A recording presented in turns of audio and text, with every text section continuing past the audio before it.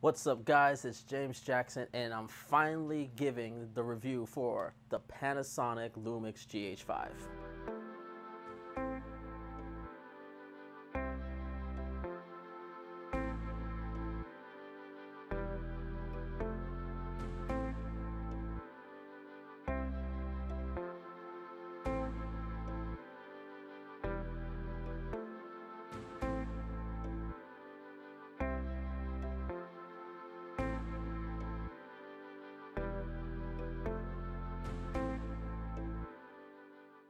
Kind of. I'm saying kind of because to me it would not be fair to give a full overall review Panasonic Lumix GH5 without the version 2 firmware update, which should be coming in the next couple of days. But I feel like I've been using this camera enough to sort of give my overall thoughts in its current state. So this is going to be part 1, and then I'm going to make part 2 when the firmware drops and I have my chance to put the camera to use when that happens. But in the meantime, we are going to talk about the camera right as it is right now before the firmware 2.0 update. Before I get into my full review, I'm actually just going to give just a quick overall review. So if you just want to hear my thoughts on the camera and should you buy it if you're considering it. So here's the quick review. The Panasonic GH5, in my humble opinion, is the best B camera on the market today. If you are one of these people that are really hell-bent on having like a DSLR-like camera, something that's light, that you can just travel, if that is a big deal to you, there are very few options that are better than this camera. There's cameras that do better in certain situations than this camera. A7S is a far better low light than this camera. Even the A6300 and 6500 is better in low light than this camera. The autofocus on both those cameras is better than this camera. I'll get to autofocus in my full review, but let's just know in the current state right now, autofocus is a problem. It's not consistent. It's overall, it works if you can make it work, but it's not reliable. So if autofocus is a big thing, you may want to look at something like the 80D or the 5D Mark IV or the A6500 if that is a really big deal to you. There's very few areas that I would take this camera in, but there's also, because I feel the DSLR style, if you're looking for a pro video camera, if you're really trying to get into the higher end market, you definitely should look for a higher end camera like a C100, a C200, Ursa Mini, a FS5, FS7, potentially the EVA 1, and use this as the B camera. This will definitely, for whatever camera you have, pro video camera, this will be a great B camera to have. I've been shooting with this camera for about 2.5 to 3 months right now, since I've got it. And I've shot quite a few different projects with it. I've shot a couple weddings with it. I've shot a couple music videos with it. I've shot a couple interviews, a couple just run and gun sort of situations with it. Did a live broadcasting with this camera as well. Let's start with ergonomics. Ergonomically, this is one of, in terms of the Micro Four Thirds systems that Panasonic has delivered, this is by far the best one that they've had. Everything just fits right in the hands, very smooth, very easy. I like to some it's a bit bulkier than most DSLRs. I actually like that. It almost feels like a DSLR and everything just falls in place for the most part, where onto the grip, where everything's just sort of accessible and easy.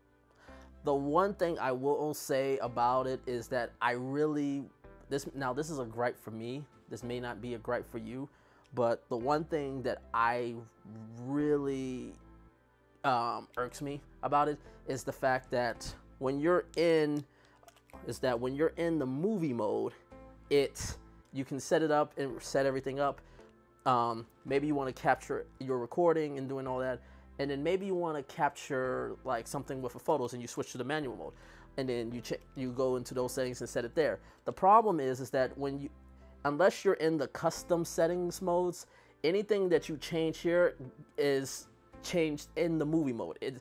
There's no way to save a setting in the movie mode compared to the photo mode. And that is something that does like bother me, especially if I'm trying to just quickly grab a shot. So almost every time I just have everything in my custom settings, and I just film in there.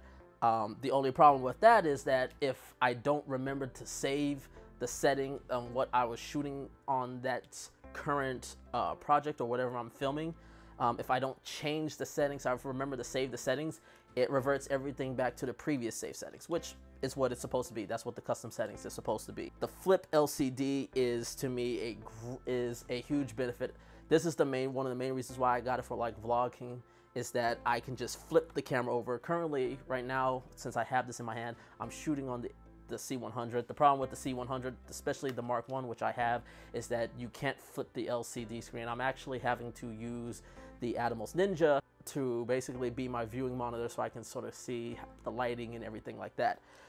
But overall, I love the ergonomics. It just feels right. The fully articulating screen is great. And someone who's not a big fan of EVF, the EVF on this is really good. It is really good. I love it. It just fits just nicely on the eyes. I don't use it that often, but when situations where I really do need to use it, it's a great thing to have.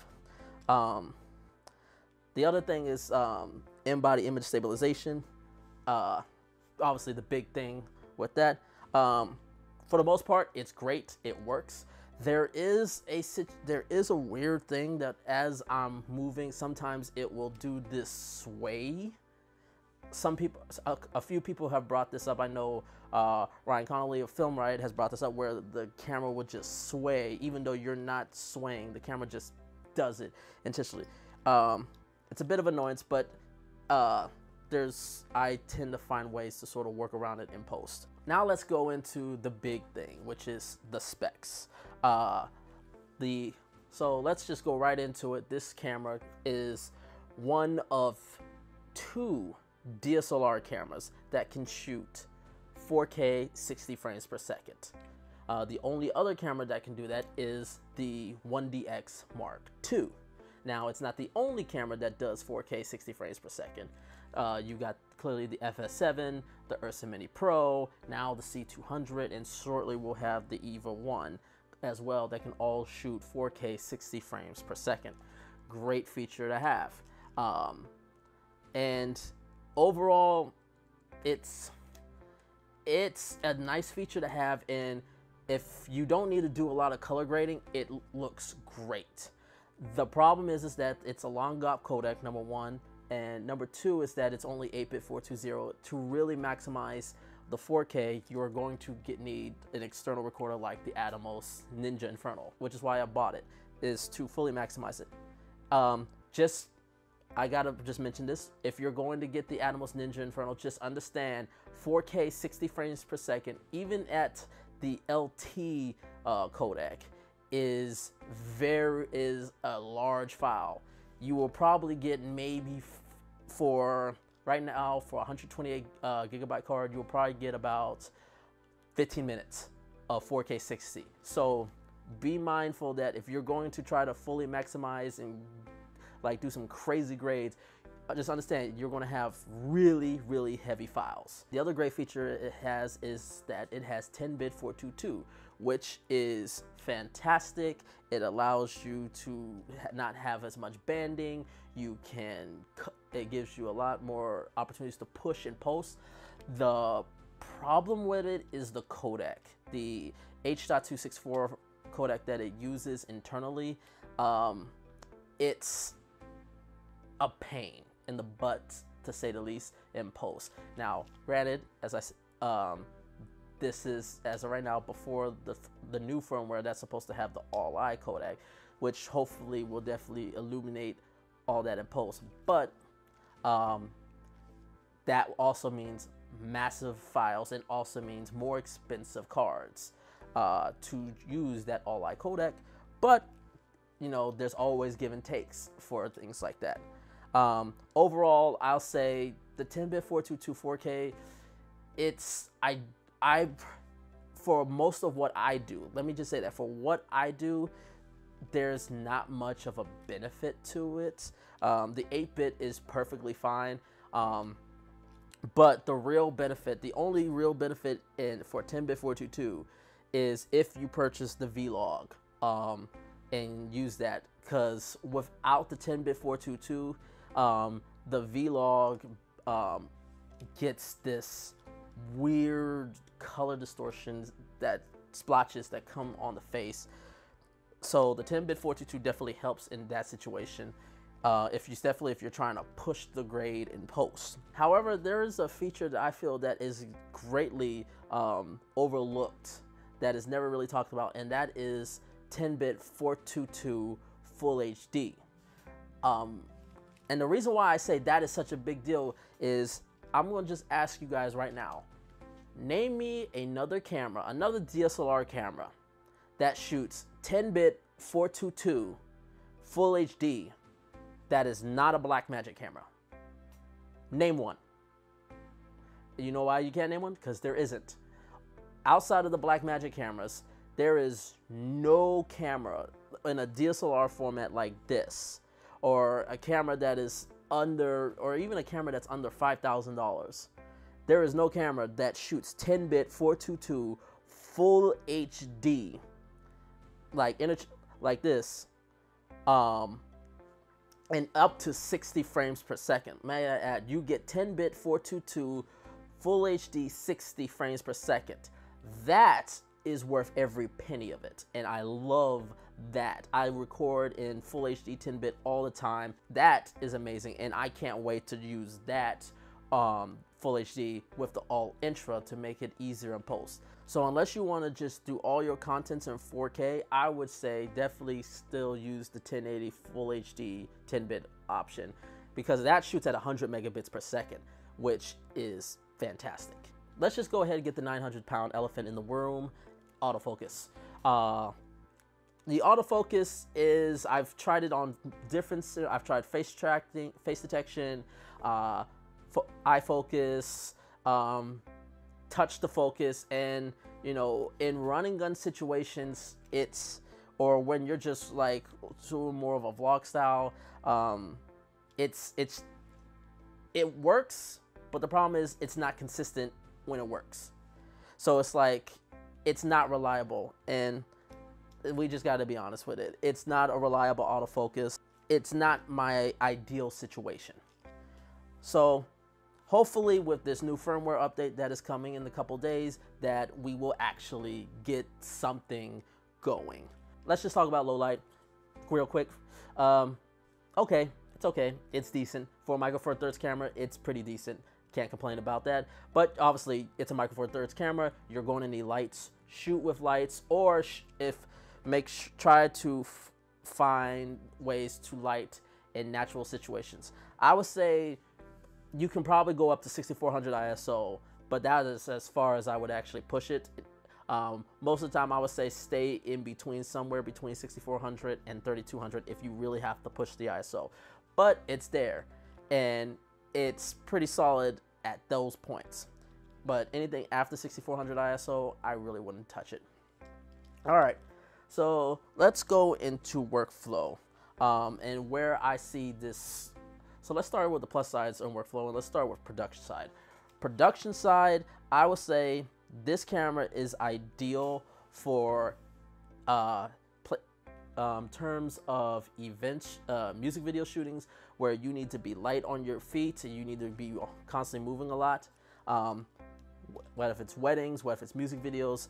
What I did notice is that it's definitely great to have just on a smaller tripod, that maybe my C100 is a bit too heavy to work with naturally, and just I can basically use it as a jib, or I can just throw it on my my Steadicam, and basically it's a lot easier to balance than my C100. So Steadicams, gimbals, or even using like a tripod to sort of act as a Steadicam, this works fantastic. That's one of the benefits of the in-body image stabilization. It just smoothly tracks it. So I would say the in-body stabilization on this compared to the A7S II, I like it a lot better, minus that little jitter, but it doesn't always happen. The biggest drawback in terms of on-set shoots is lack of NDs. Now, granted, this is sort of a DSLR style. This is a hybrid camera, so it still has the mechanical shutter in it for photos, which full video cameras do not have. It just would have really been nice to have NDs. I'm just so used to having NDs built into cameras with my C100.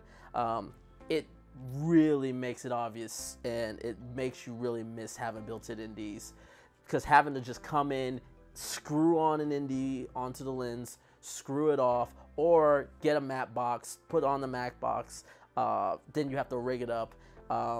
So to really work the camera to its full advantage, you have to have ND. These are the Hoya Solus NDs. I use these particularly because these are also IR cut NDs. So they're great at keeping your blacks black and keeping your colors as close to what it looks like originally on the camera as possible. They work great, but they're also a lot more expensive. These are about $85 a piece. And this is for 62 millimeter threads, because that's primarily what I shoot my GH5 on, is 62 millimeter threads. So $85, so which is so you're looking at $175 for just the two NDs that I have here.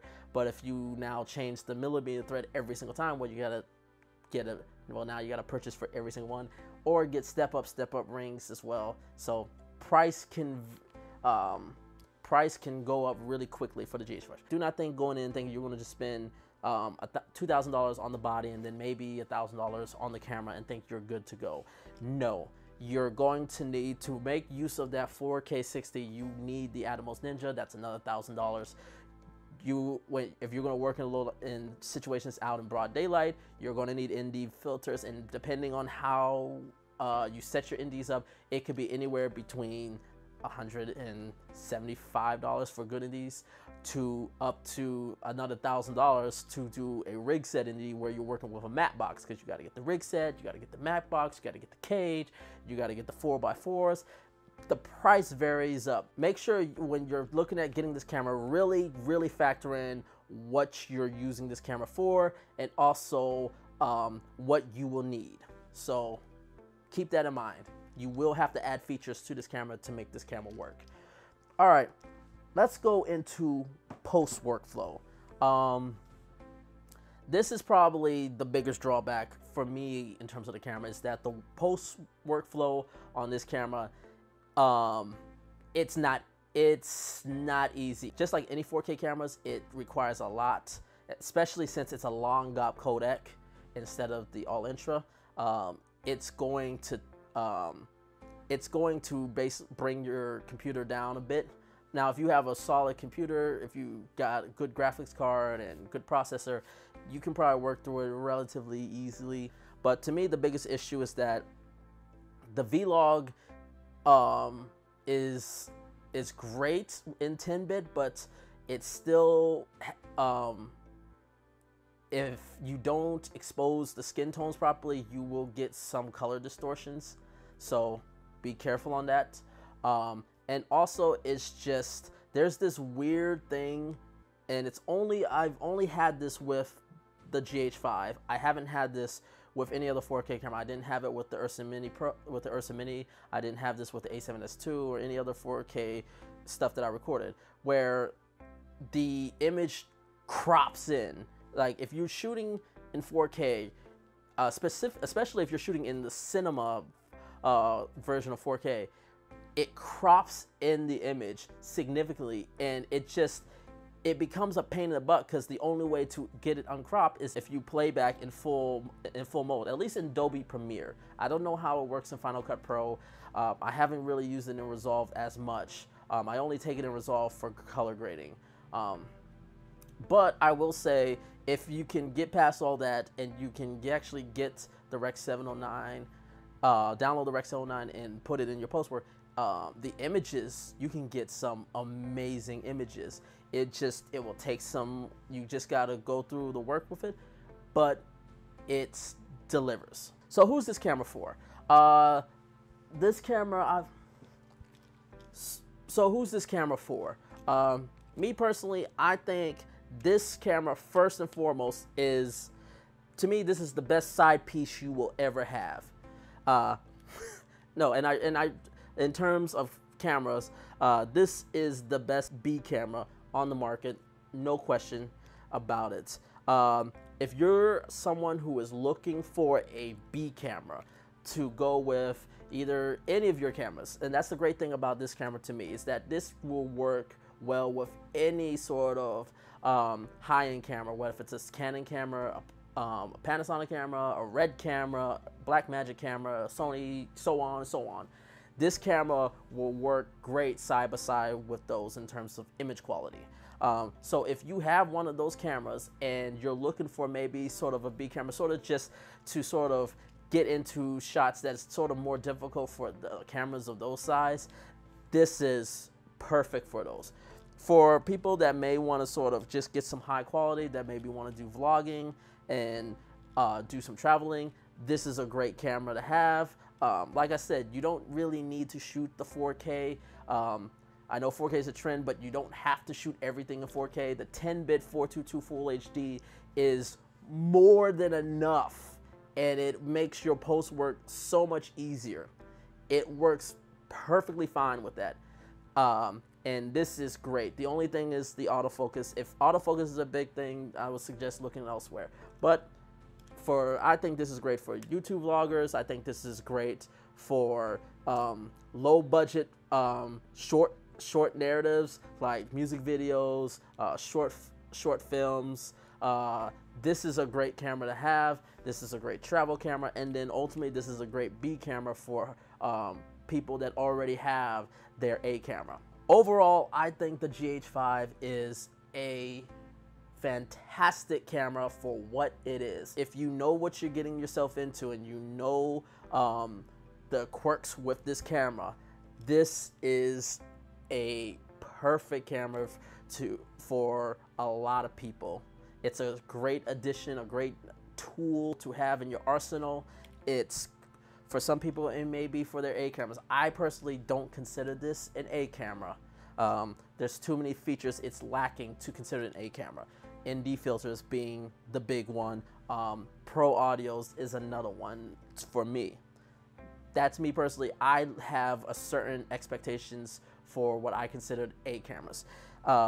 Because to me, an A camera is sort of like, let's go in NBA terms, the A cameras are the Michael Jordans, the LeBron James, the Kobes, you know, those people that are basically for 98% or even 100% that can carry the workload for almost any situation. There's some situations that this camera, super low light situations, this camera is not really good at. In situations where you need to really adjust your settings quickly and rapidly while still maintaining some sort of your images, is not ideal for this camera, simply because you gotta unscrew the ND filters or do a box that way. But it's, to me, this is the Kyrie Irvings, this is the Klay Thompson of cameras. It may not do it 82 games straight, but it can deliver it when you need it most. So that's my review of the Panasonic GH5. If you have a Panasonic GH5, let me know what you think of it, and let me know what you think of this video. I hope you guys like it. Make sure to leave a like, make sure to give your comments, and also make sure to subscribe to the channel. I'm having more content coming, and like I said, this is only part 1. We're going to have part 2 when the firmware 2.0 comes out. So thank you guys for watching, and take care.